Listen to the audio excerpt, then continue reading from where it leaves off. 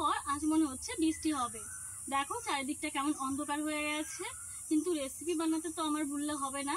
Recipe তো প্রত্যেকদিন করতেই হবে আমার মিষ্টি বন্ধুদের জন্য। আর তোমরা আমাকে এত সাপোর্ট করছো, এত ভালোবাসা দিচ্ছ, তোমাদের জন্য রেসিপি না করলে আমারও না একদম ভালো লাগে না। তো তাই দেখো আজ তোমাদের জন্য নতুন একটা রেসিপি করে দেখাবো বলে একটা কুমড়ো নিয়ে এসেছি। জানো তো এই কুমড়োটা আমাদের নিজেদের বাড়ির গাছের কুমড়ো, খুব বেশি একটা পাকেনি আবার একদম কাঁচাও নয়। তো কুমড়ো দিয়ে আজ দারুণ টেস্টি একটা মিষ্টি রেসিপি করে দেখাবো, আশা করছি তোমাদের সবার খুব ভালো লাগবে। তো চলো রেসিপিটা শুরু করা যাক।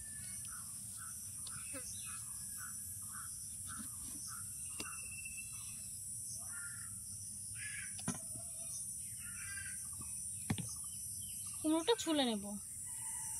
কুমড়োটা অনেকটাই কাই পুড়ে আছে, দেখো এই যে বীজগুলো রয়েছে এগুলো পুঁতে রাখলে আবার নতুন চারা বের হবে।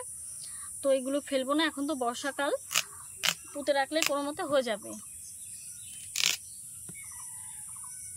একদম টাটকা কুমড়ো, দেখেছো কেমন শব্দ হচ্ছে কাটার সময়।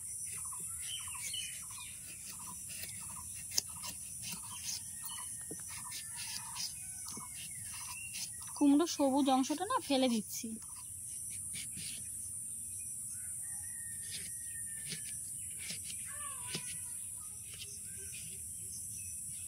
দেখো এরকম ছোট ছোট টুকরো করে নিয়েছি, এরকম ভাবে কেটে নেব।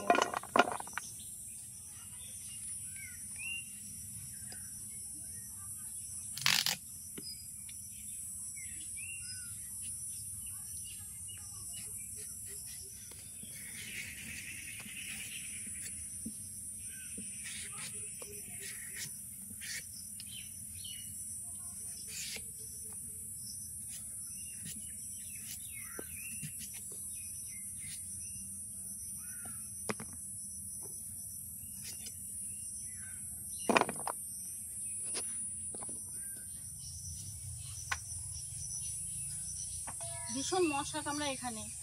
আজকে এই রান্নাঘরের চারিদিকটা পরিষ্কার করেছি সকালের দিকটায়, এত মশা কামড় দিয়েছে, তো আমি তো ভাবছি যে ডেঙ্গু না হয়ে যায়।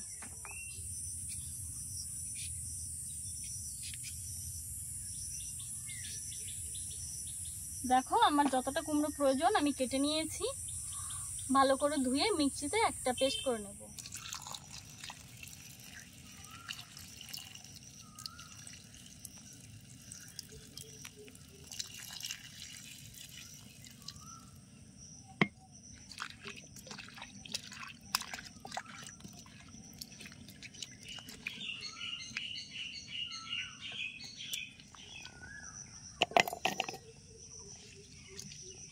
কুমড়োগুলো বেটে নেব মিক্সিতে দিয়ে কুমড়ো পেস্ট করে নিয়েছি। তোমরা চাইলে শিলনোড়াতেও বেটে নিতে পারো, কিংবা আমার মতো এরকম মিক্সিতেও পেস্ট করে নিতে পারো। কড়াইতে দিয়ে দিচ্ছি ঘি।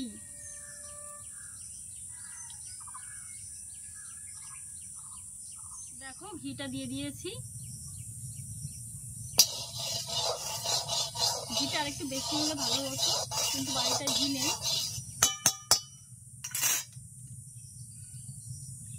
দিয়ে দিচ্ছি কুমড়ো।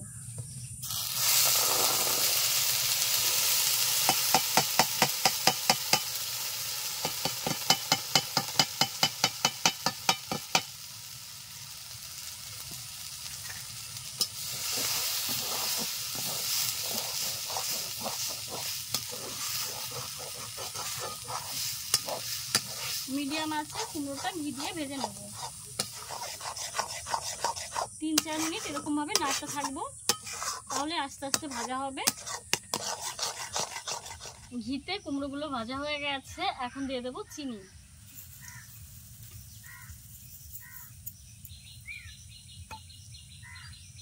পিঁপড়ে পড়ে গেছে চিনিতে।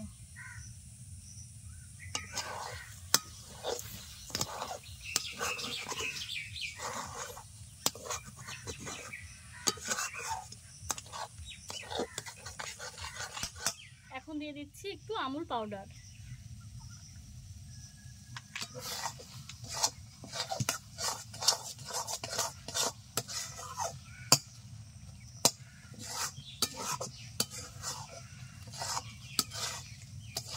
আরো শুকনো শুকনো করে নিতে হবে। প্রায় 5-7 মিনিট আমি মিডিয়াম আছে নেড়ে চেড়ে অনেকটা শুকিয়ে নিয়েছি। এখন দিয়ে দিচ্ছি এলাচ। এলাচ পাউডার হলে ভালো হতো, কিন্তু এলাচ পাউডারও নেই, আর আপাতত এখানে বাটার মতো কোনো ব্যবস্থাও নেই। তার জন্য আস্ত এলাচই আমি একটু ফাটিয়ে দিয়ে দিলাম। দেখো এরকমভাবে আমি নাড়ছি, আর এক জায়গায় কিন্তু জড়ো হয়ে আসছে। তো এখন বুঝে নিতে হবে যে হয়ে গেছে। তো চলো নামিয়ে নিচ্ছি। একটা থালায় নামিয়ে নিয়েছি, একটু ছড়িয়ে ঠান্ডা করে নেব।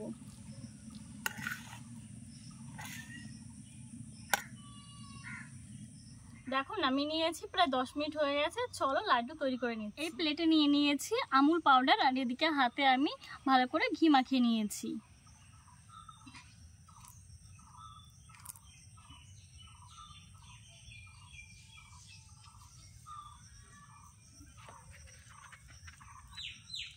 দেখো একদম নরম তুলতুলে হয়েছে, আস্তে আস্তে আর একটু শক্ত হবে।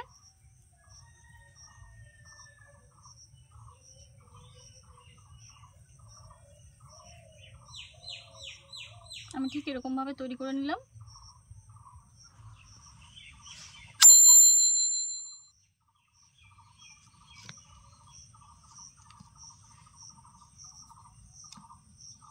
দেখো হালকা করে আমুলে কোট করে নিলাম।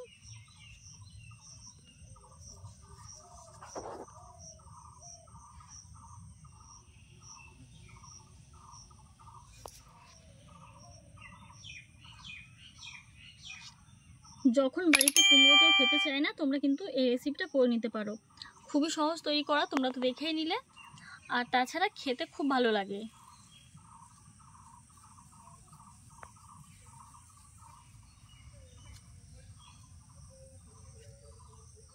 দেখো সবগুলো তৈরি করে নিচ্ছি একই রকম সাইজের করে।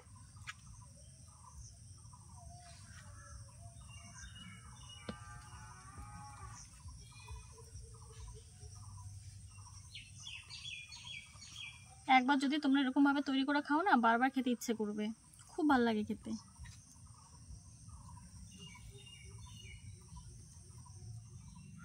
দেখো সবগুলো তৈরি করে নিয়েছি, এবার আমুলে কোট করে নেব।